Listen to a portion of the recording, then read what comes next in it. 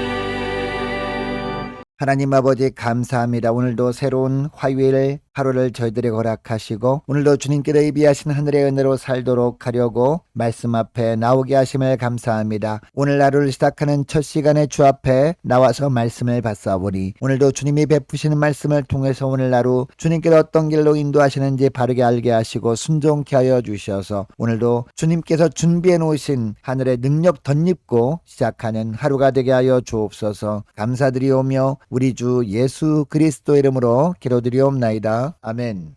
이 시간에 하나님이 주시는 말씀은 구약성경 사무엘상 13장 1절부터 23절까지 말씀입니다. 자, 화면을 보시면서 우리 1절부터 우리 함께 합독하시겠습니다. 사울이 왕이 될 때에 40세라 그가 이스라엘을 다스린 지 2년에 이스라엘 사람 3,000명을 택하여 그 중에서 2,000명은 자기와 함께 믹마스와 베델산에 있게 하고 1,000명은 요나단과 함께 베냐민 기브아에 있게 하고 남은 백성은 각기 장막으로 보내니라. 요나단이 게바에 있는 블레셋 사람이 수비대를 치매 블레셋 사람이 이를 들은지라. 사울이 온 땅에 나팔을 불어 이르되 히브리 사람들은 들으라 하니 온 이스라엘이 사울이 블레셋 사람들이 수비대를 친 것과 이스라엘이 블레셋 사람들이 미움을 받게 되었다 함을 듣고 그 백성이 길갈로 모여 사울을 따르니라. 블레셋 사람들이 이스라엘과 싸우려고 모였는데 병거가 3만이요 마병이 6,000명이요 백성은 해변의 모래같이 많더라. 그들이 올라와 베다웬 동쪽 믹마스에 진침해 이스라엘 사람들의 위급함을 보고 절박하여 굴과 수풀과 바위 틈과 은밀한 곳과 웅덩이에 숨으며 어떤 히브리 사람들은 요단을 건너 갓과 길라 땅으로 가되 사울은 아직 길갈 길갈에 있고 그를 따른 모든 백성은 떨더라. 사울은 사무엘이 정한 기한대로 이레 동안을 기다렸으나 사무엘이 길갈로 오지 아니하매 백성이 사울에게서 흩어지는지라. 사울이 이르되 번제와 화목제물을 이리로 가져오라 하여 번제를 드렸더니 번제 드리기를 마치자 사무엘이 온지라. 사울이 나가 맞으며 무난하매 사무엘이 이르되 왕이 행하신 것이 무엇이냐 하니 사울이 이르되 백성은 내게서 흩어지고 당신은 정한 날 안에 오지 아니하고 블레셋 사람은 믹마스에 모였음을 내가 보았으므로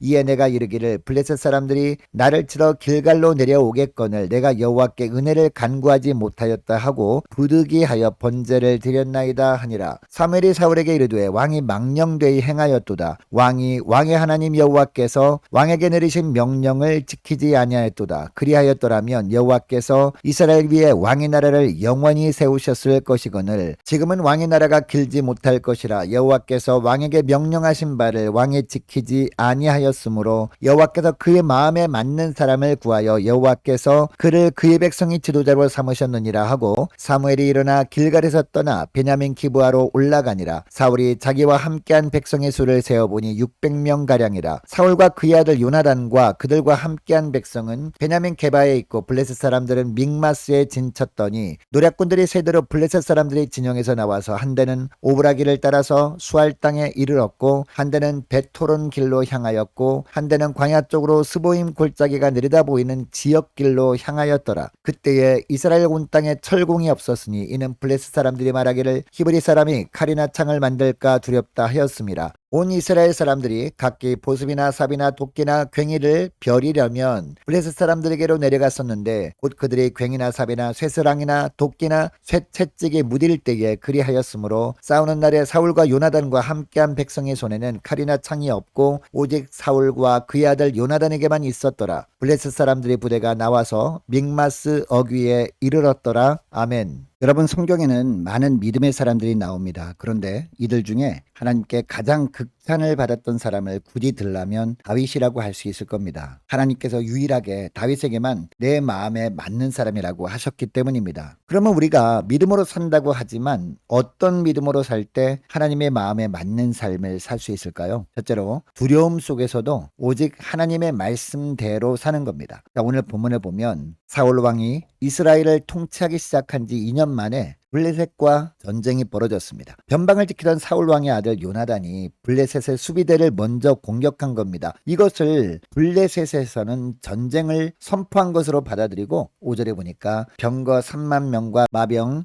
6천 명을 이끌고 이스라엘과 싸우기 위해서 모였습니다. 특히 5절 하반절을 보니까요. 블레셋 군사의 수가 해변의 모래처럼 많아 보였습니다. 6절을 보면 이에 이스라엘 백성들이 어떻게 합니까? 두려워하면서 굴을 파서 숨거나 바위 틈에 숨습니다. 그리고 은밀한 곳과 웅덩이에 숨습니다. 7절을 보면 어떤 사람들은 요단강을 건너서 요단 동편 땅으로 도망을 치는데 중반절부터 보니까 사울 왕은 아직 길갈에 있고 그를 따르는 모든 백성은 떨었다 라고 하고 있습니다. 여러분, 물론 블레셋의 군사력을 육신의 눈으로만 보면 굉장히 위협적이었습니다. 그러나 아무리 세상적으로 보기에 거대해 보이고 위협적인 존재처럼 보여도 하나님 보시기에는요, 아무것도 아님을 우리는 알아야 합니다. 그래서 현재 우리의 삶 가운데 직면한 문제가 너무나 무거워 보이고 눈앞에 보이는 장벽이 너무 높아 보여도 결코 낙심하지 말고 더욱 믿음 가지고 말씀 붙들고 기도함으로 모든 상황을 주관하시는 하나님의 능력을 덧입어야 할 줄로 믿습니다. 둘째로 공경에 처해도 말씀대로 사는 겁니다. 이런 삶을 살 때 우리 주님께서 내 마음에 맞는 사람이라고 해주시는 겁니다. 8절부터 보니까 사울 왕은 소집한 군사들과 함께 전쟁에 나가기 전에 하나님께 제사를 드리려고 했습니다. 그런데 당시 하나님께 제사를 드리기 위해서는 제사를 집전하는 제사장이 있어야 했습니다. 당시 제사장 겸 선지자는 누구였습니까? 사무엘이었습니다. 그래서 사울 왕이 사무엘을 기다리는데 문제가 생겼습니다. 사무엘은 도착하지도 않았는데 군사로 모집한 이스라엘 병사들이 두려워서 사울 곁에서 흩어지고 있었던 겁니다. 여러분, 이것을 보고 사울 왕이 어떻게 합니까? 9절 말씀을 보니까 사울 왕이 급한 마음에 자기가 직접 번제와 화목제를 드립니다. 그러니까 사울 왕은 다급하다는 핑계로 제사장만 제사를 드릴 수 있다는 하나님의 말씀을 어긴 겁니다. 물론 인간적으로 보면 어쩔 수 없었다고 이해를 해줄 수 있습니다. 그럼에도 불구하고 하나님이 세우신 질서를 깨뜨리는 명백한 불신앙이었습니다. 여러분, 사울왕이 왜 이렇게 했던 것일까요? 마음의 중심에 하나님을 진실로 경외하는 마음이 없었기 때문입니다. 그래서 13절 말씀을 보니까 사무엘 선지자가 사울왕에게 뭐라고 합니까? 왕이 하나님 앞에서 망령되이 행하였다라고 한 겁니다. 그리고 13절 중반절부터 14절까지 보면 사무엘 선지자를 통해서 하나님께서 사울왕에게 뭐라고 하십니까? 왕의 하나님 여호와께서 왕에게 내리신 명령을 지키지 않았다라고 책망합니다. 그리고 이 일로 사울왕의 불순종이 드러났기 때문에 왕의 나라가 길지 못하고 여호와께서 그의 마음에 맞는 사람을 구하여 그를 백성의 지도자로 삼으셨다라고 합니다. 이렇게 말하면서 15절에 보니까 사울왕이 있던 길갈에서 떠나 왔던 곳으로 사무엘이 돌아가 버립니다. 여러분, 물론 사울 입장에서는요, 너무나 다급한 상황이었습니다. 곤경에 처한 가운데 있었습니다. 그러나 사울 왕은 예전에 미스바에서 있었던 일을 떠올려야 했습니다. 여러분, 그때 사무엘이 모든 이스라엘 백성들을 미스바로 모이게 했습니다. 그리고 하나님께 회개하게 했습니다. 미스바에 모인 모든 백성들이 회개하며 기도할 때 어떤 일이 있었습니까? 블레셋이 쳐들어왔어요. 그러나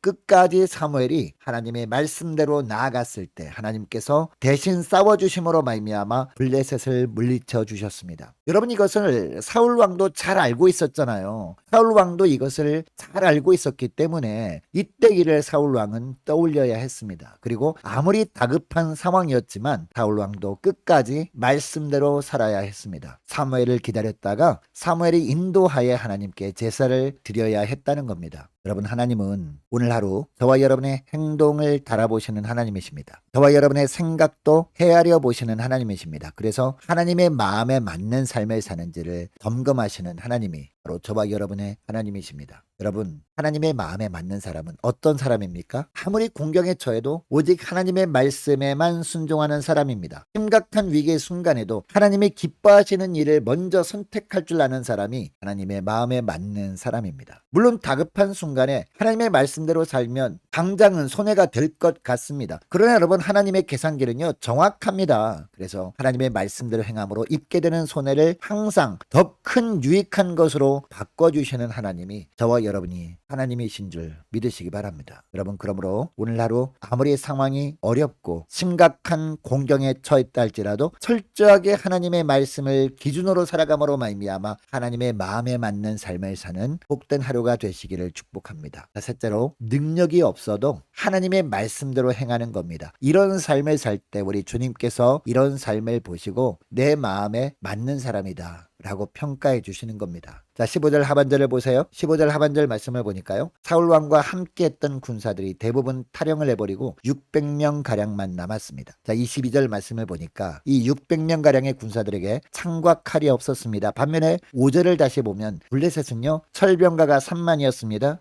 마병이 6,000명이었습니다. 일반 병사들은 해변에 모래같이 많았습니다. 이 정도면 블레셋과의 전쟁을 한다는 것이 계란으로 바위를 치는 것과 같은 무모한 일처럼 보였습니다. 이스라엘 쪽에서는 사울 왕과 왕의 아들 요나단만 칼과 창을 가지고 있었기 때문입니다. 그러니까 무장한 블레셋 군대와 비교할 때 사울 왕의 군대는 너무나 보잘것이 없었던 겁니다. 그러나 이스라엘에게는 블레셋에 없는 것이 있었습니다. 무엇입니까? 바로 만군의 여호와 하나님이 함께하고 계셨다는 겁니다. 블레셋이 아무리 어마어마한 무기들로 무장하고 있었고 훈련된 군사들이 많이 있었어도 하나님이 한 번 힘을 발하시기만 하면 폭풍낙엽처럼 쓰러질 수밖에 없는 존재들입니다. 그러므로 사울왕이 자기가 보기에 자기 편 군사력이 너무나 허약하고 형편이 없어 보여도 이것을 확신하고 이 하나님만 의지하고 말씀대로 행했다면 전쟁에 능하신 하나님의 위대한 능력을 체험할 수 있었습니다. 여러분, 하나님의 마음에 맞는 사람은 어떤 사람입니까? 자기 자신에게 있는 능력이 없어도 하나님의 말씀을 끝까지 붙들고 말씀대로 살아가는 자입니다. 모든 면에서 열악해 보이지만 물러서지 않고 말씀 붙들고 믿음으로 전진하는 사람만이 하나님께서 도우심으로 승리의 기쁨을 맛볼 수 있는 겁니다. 여러분, 하나님은 오늘날도 우리가 전적으로 하나님만을 의지하길 원하십니다. 오직 하나님께만 소망을 두고 살아가기를 주님은 원하십니다. 여러분, 하늘이 무너져도 솟아날 구멍이 있다는 이야기 다 알지 않습니까? 그런데 그 솟아난 구멍은요, 하늘에 있습니다. 그러므로 진퇴양난의 상황에서 하늘의 하나님께만 도움을 구해야 하는 겁니다. 아무리 절체절명의 위기에서도 눈을 들어 하늘을 바라보며 말씀대로 살아갈 때 우리를 도우시는 하나님의 손길을 경험할 수 있게 되는 겁니다. 여러분, 하나님은 오늘 우리에게 있는 능력을 보시는 분이 아닙니다. 우리 안에 말씀대로 순종하는 마음이 있는지 이것을 보시는 분이십니다. 그러므로 나에게 능력이 없다는 현실에 마음을 빼앗기지 말고 오히려 능력 충만하신 하나님의 말씀을 붙들고 말씀대로만 살아가심으로 말미암아 하나님께서 능력의 팔로 고난의 수렁에서 건져주시는 은혜를 경험하시는 복된 하루가 되길 원합니다. 감당할 만한 능력이 없다고 절망하지 말고 끝까지 하나님의 말씀을 기준으로 살아가심으로 하나님의 마음에 맞는 삶을 사는 복된 하루가 되시기를 주의 이름으로 축복합니다. 오늘 말씀을 기억하고 우리 함께 기도하기를 원합니다. 이렇게 기도했으면 좋겠습니다. 하나님, 두려움 속에서도 오직 하나님의 말씀대로 살게 하시고 곤경에 처해도 말씀대로 살게 하시고 능력이 없어 보여도 하나님의 말씀대로 행하며 살아감으로 말미암아 하나님께서 우리의 삶을 바라보시면서 내 마음에 맞는 사람이다 라는 평가를 듣는 복된 하루가 되길 원합니다. 간절히 기도했으면 좋겠습니다. 계속 기도할 것은 하나님, 오늘도 늘 매 순간마다 하나님 앞에서 살게 하옵소서. 하나님의 마음에 맞는 삶을 살아가도록 도와주옵소서. 간절히 기도하기를 원합니다. 각 구역을 위해서 함께 기도하기를 원하고 유초등부 중고등부 청년부를 위해서 우리 함께 기도하기를 원합니다. 많은 환우들을 위해서 우리 함께 기도하기를 원하고 군 복무 중인 이세훈 형제를 위해서 우리 함께 기도하기를 원하고 우리 성교사님들을 위해서 나라 민족을 위해서 우리 교회의 앞날을 위해서 저와 여러분이 가지고 나온 기도 제목을 놓고 우리 함께 기도하기를 원합니다. 기도하겠습니다.